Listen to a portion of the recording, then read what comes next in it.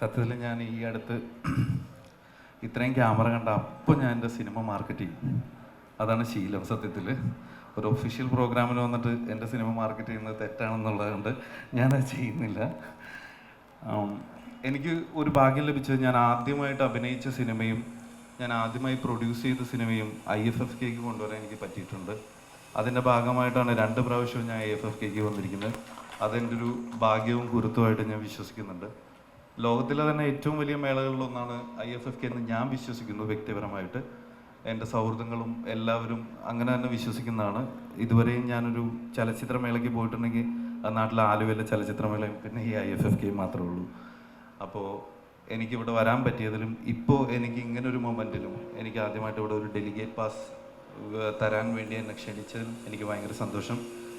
ഈ 29ാമത്തെ രാജ്യാന്തര ചലച്ചിത്രമേള ഒരു വലിയൊരു എന്താ പറയുക, വലിയൊരു പ്രോഗ്രാമായി, വലിയൊരു വിജയമായി മാറട്ടെ എന്ന് ആശംസിച്ചുകൊണ്ട് നന്ദി. Thank you.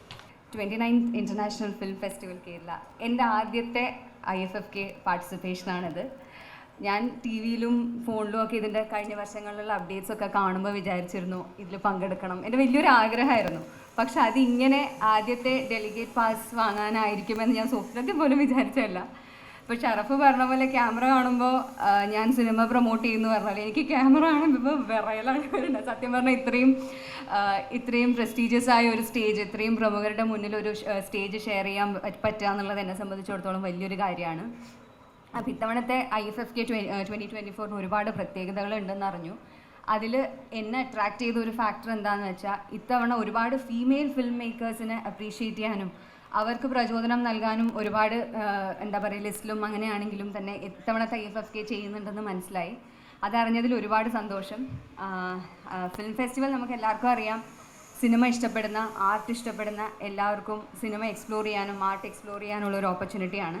13-ാം തീയതി തൊട്ട് ആരംഭിക്കുകയാണ്. അപ്പോൾ ഞാനും തീർച്ചയായും സിനിമ വന്ന് കണ്ട് വേൾഡ് ഓഫ് സിനിമ എക്സ്പ്ലോർ ചെയ്യുന്നതാണ്.